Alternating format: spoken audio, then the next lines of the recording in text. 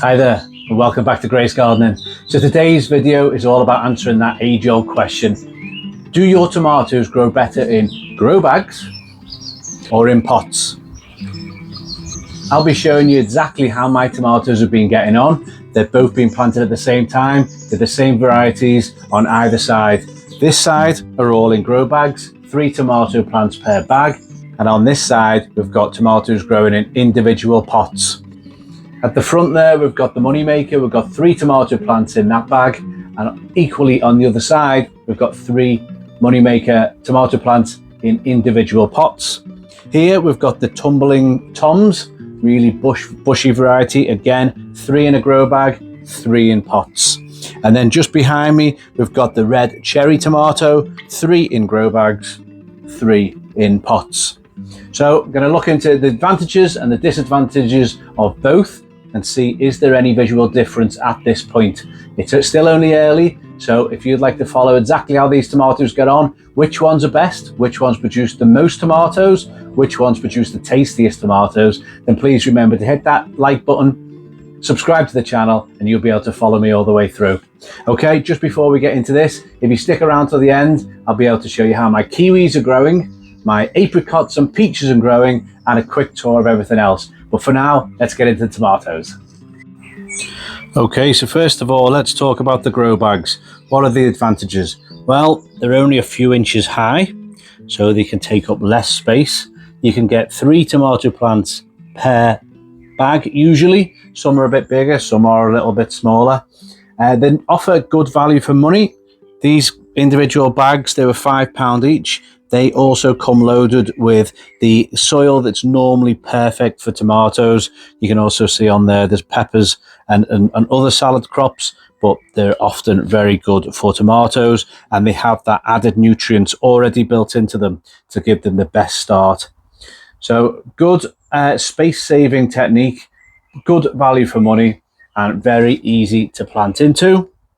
Also, because they are made of plastic, unless you pierce the bottom, they're going to hold water really well. Now, one disadvantage is that if you overwater them, they will become waterlogged, unless, of course, you pierce the bag so they can drain nicely. Grow bags also are not as environmentally friendly because they are technically use once and throw away. You can reuse the soil, the compost that's within, but it will at the end of the season likely not have much nutrients left in it, but that's fine. You can put it into your compost, you can put it on a raised bed, but usually the plastic outer does have to be thrown away at the end, so possibly not the most environmentally friendly option. As I say, you can still reuse the soil, the compost within. Also, being able to put 3 tomato plants per grow bag is great. It has its advantages of taking 3 tomato plants, but also because of the limited depth, all the roots inside do start fighting for competition. Obviously you can't see them, but they are within this bag. There is limited space for each of the tomato plants, so towards the end they will be fighting for every bit of water, moisture and nutrients. It's just one thing to bear in mind. So great that you can get 3 in, but it becomes a bit of a fight to get all the nutrients that they need. These are big though. These are big tomato plants, tomato grow bags. I think they're called jumbo bags, so, or extra large. There we go. Now on the other side, each individual tomato plant is in its own pot. As you can see here, 1 tomato plant per pot. Now, the advantages of pots are pretty much the opposite of the grow bags. Each pot has got really deep depth to it, meaning that the tomato plant has got plenty of space for its roots, which you could argue will then make a stronger, healthier plant that can support more tomatoes, or more tasty tomatoes even. Also, because there's more soil in each pot, you could argue it does hold the water for longer. More soil, meaning that it will take more time to dry out completely. But if you've got a good watering technique, then you should be absolutely fine. But these are bigger, these are more bulky. Do they take up more space? I think they're actually equal space, really. If you put all three, one over there, if I was to put them together, they're probably about the same size as these. Another good advantage of having them in pots, you can move them slightly. I know I've got mine connected, but I can slide them along a little bit, meaning that you get better airflow between the plants. On this side, I can see these getting quite crowded, which just increases the risk of blight if they get too humid, too close together. But these I can spread out a little bit more. Finally, these pots, these can be reused year after year after year. Chuck the compost away, refill them next year. So probably a more efficient way, more cost efficient, better for the environment, that you can reuse these pots time and time again. But all we're really interested in is which ones will grow the best tomatoes and the most. So I'm now going to compare each one to see if we've got any that are taking the lead early on in this growing season. So let's have a quick compare of each of the three types of tomatoes and see if we've got one that's actually taking the lead. So on the first side, we've got the three money makers that are all planted in the grow bags.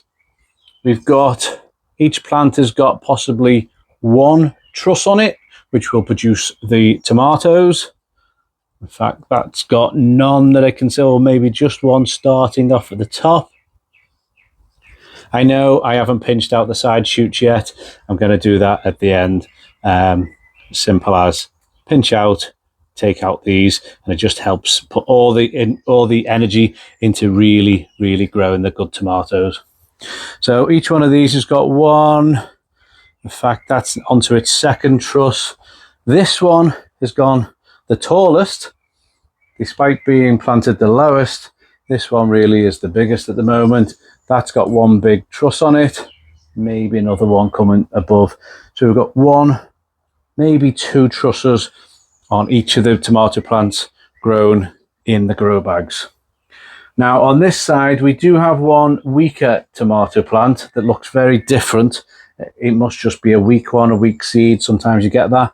However, we have one truss. So I'll probably still say I'll get tomatoes off it, but it doesn't quite look anywhere near as healthy as these two.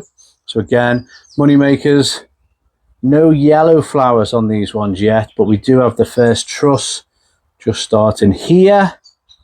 I can't see any more. And then just up here, yeah, one. So I'd say for the money makers, the stems are much fatter. The leaves are bushier. They're taller. I would say Moneymaker in the grow bags is the clear winner at this stage in the growing cycle. But still plenty of time, and these also look rather healthy too, apart from that little spindly one, which isn't as much. Okay, moving backwards, we'll do exactly the same now. These are the tumbling red toms.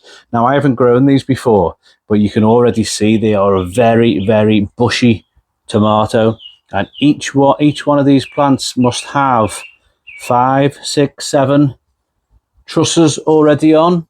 Some just about to burst into flower. Really bushy. They're much lower down, the tumbling red tom, because they're almost meant to cascade over the pot, so that all the tomatoes really reach over the sides. But again, look, there's multiple trusses on there. There's some lower down ones. So I would say they're looking really healthy, but let's compare them against the pots. So on the pots, again, there's not much difference in these, to be honest. These look very similar. Multiple trusses, very bushy, very healthy. I'm kind of looking at the two sets of leaves. Does either of them look any different? I'm not so sure. Let's have a quick look over here. No, the leaves are all similar. Yeah, I think that's a draw. Grow bags, tumbling red toms versus pots, not much difference. And we just turn around for the final ones. These are, okay, so we've got, these are the red cherry. Again, 3 in the grow bag. And we've got 1, maybe 2 trusses on that one, 1 on that one, one on that one just starting out at the very top versus the ones in pots. One of the pots at the back is very small. You can see the plant itself is much smaller than the two in front of it. But again, we've got the one truss just here. We've got no trusses on that one. And the first one on the weaker looking plant, we've got one. So one plant, no trusses. The other two have got them. But then all three in the grow bags do have. And I think looking at the plants, the ones in the grow bag look bushier, thicker stemmed, taller, stronger. I'm going to say grow bags again were winning for the red cherry. Okay, so we're only about a month into the growing season with these tomatoes. That's when I planted these into the pots and the grow bags. But after a month, I'm going to say grow bags are the winner so far. Now, there's going to be a long journey ahead. These won't be ready to harvest for at least another couple of months. The plants are going to double, maybe treble in size. Then the fruits come, all the watering that goes with them. But I'm going to treat them exactly the same. If I feed one side, I'll feed the other. So far, I'll give you the advantages. If you want quick and easy, go for the grow bag. If you want more convenience to move them around, deeper pots, and you've got loads of compost to use, then probably you grow them in pots. But let's see. As I say, please remember to subscribe if you want to follow these tomatoes throughout the season, and let's see which ones really do grow best. Okay, as promised, let's have a little quick look around the allotment. I want to show you my kiwis, my apricots, grapes, and a few other bits and bobs. So let's get outside and have a look.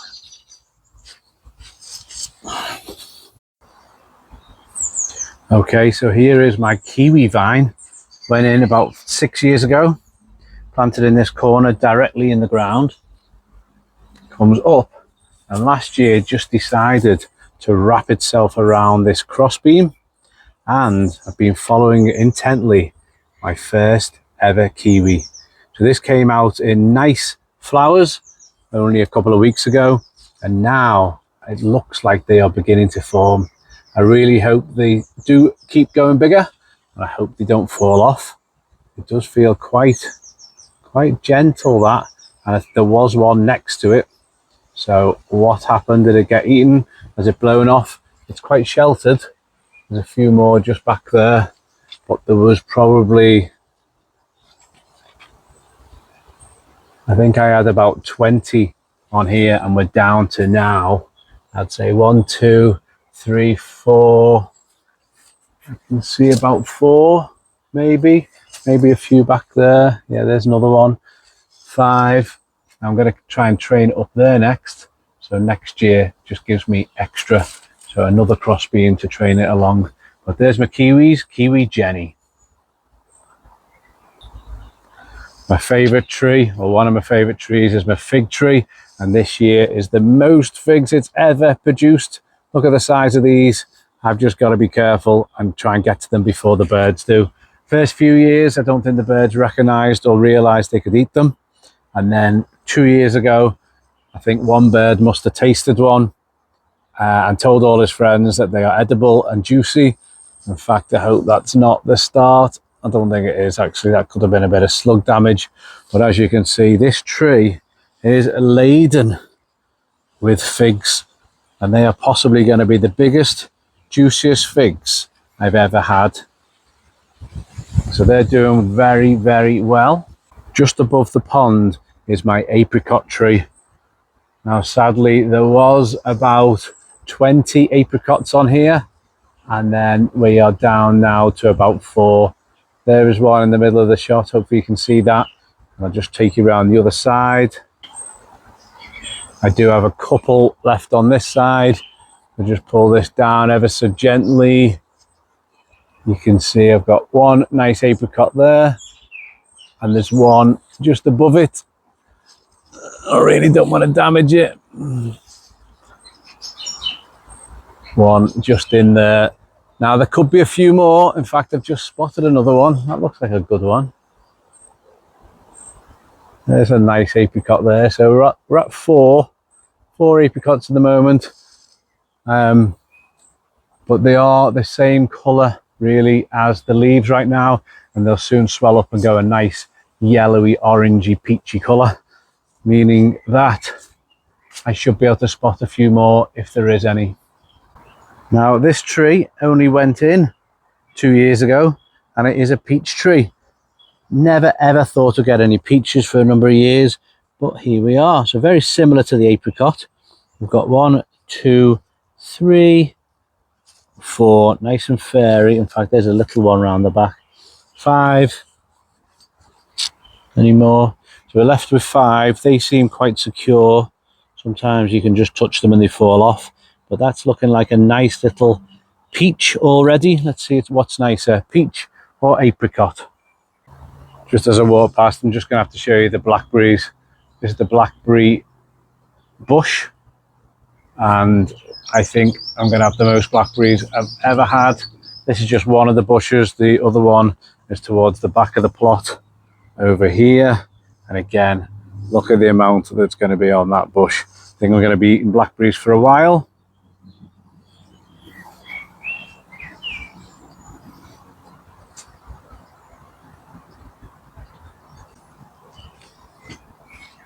My beetroot have all been eaten. Something has destroyed them. Every single one looking the same. I don't know whether to leave them in and they might recover, but every single one, they're now down to just little shredded leaves. But we've got a couple of nice pumpkin plants. They're growing well. Coming across this other bed, there's pumpkins and sweet corn. Now, in previous years, as soon as my sweet corn starts showing some real good life like this, the rabbits come in, the wild rabbits come in and they eat them all. But fingers crossed they don't come in this year. I can just see a little bit of bindweed that we don't want on. So we've got some pumpkins and some sweet corn. And then finally, I just want to show you this bed. This is a new bed. It's a glass raised bed, something I've never tried before, but I've put in some sunflowers, which are about 2.5, 3 foot tall. Oh, I've just realized it looks like they're going to flower all the way up. Usually you just get one big sunflower at the top, but this has got baby sunflowers, sunflower heads along it, which is nice. My first courgettes are beginning. That's a really nice looking plant. I've got an outdoor tomato. I haven't done them for a while, but it's a nice sheltered warm spot. And these were meant to be all courgettes, but I think I've got mixed up, and I think just by the shape of the leaves and the way this is growing, I think that's a pumpkin in there. So that'll be interesting to see how it grows. But this is all part of the fun of gardening. If you followed my previous videos, you would have seen that I trimmed the vine not too long ago, and that's to make sure that the bunches of grapes have the best chance of becoming the biggest bunches, juiciest bunches of grapes you can get. So I've taken off all the excess vines that were really sapping the energy and blocking all the light. And as you can see, we've got bunches upon bunches, all the little dead ones that don't form grapes. They can all come off. You can hear them falling, but that just gives space for each bunch of grapes to become bigger and bigger.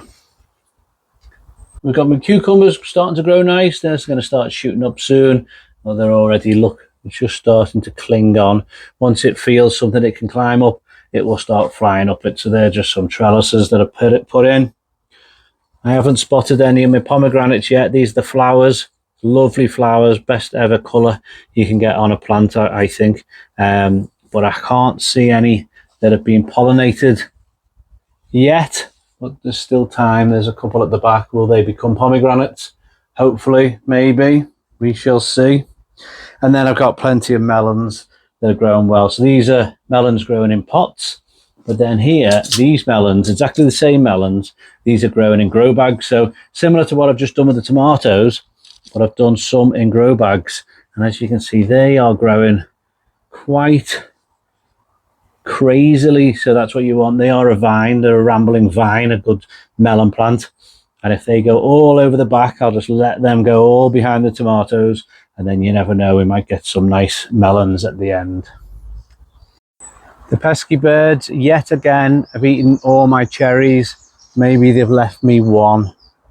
Will I get this cherry? If you think I will, pop it down in the comments below if you think I will or won't get that cherry. I think the second it turns red, the birds are going to eat it. In fact, I can see another one. Oh, there's two. Do you think I'm going to get a cherry? Do you think the birds will eat them? They've eaten the rest of them. Oh, found another one. There's 3 cherries left. There might be a few more. But because they've eaten most of them, I've taken off the front branch and I've put my solar panel in the tree just to give it an extra bit of, or more chance of getting some extra light. And that actually powers my fountain. But as the sun's not shining on it now, because we are in the evening, it's not pumping. But just managed to get my solar panel into the tree. Coming over here, because we know how much the birds, especially the pigeons, love our brassicas. And in there, I've got the cabbage and I've got the broccoli. There we go. Better angle. And they seem to be growing well. This bed hasn't been used for a number of years. Probably needs a little bit of weed still. But I've got the cabbage. I don't know if they're spaced out enough, but they are protected in there. And nothing can really get to them.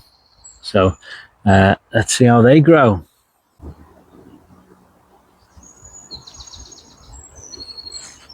And finally, I'm just going to come inside the polytunnel. I've now managed to get myself some more strawberries. And we've got a load of flowers. These are up out the way. Birds can't get them. Slugs and woodlice can't get them.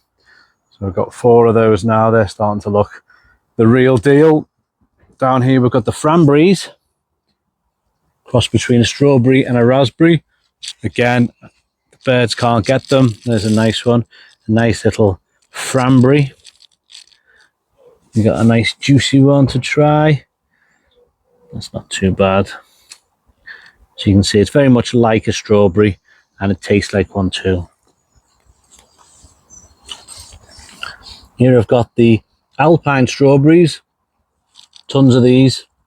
These are very, very soft, smaller strawberry, but equally tasty. And then I've got peppers and chilies and some more strawberries. I think I might have some normal variety. Yeah, that's a good looking strawberry.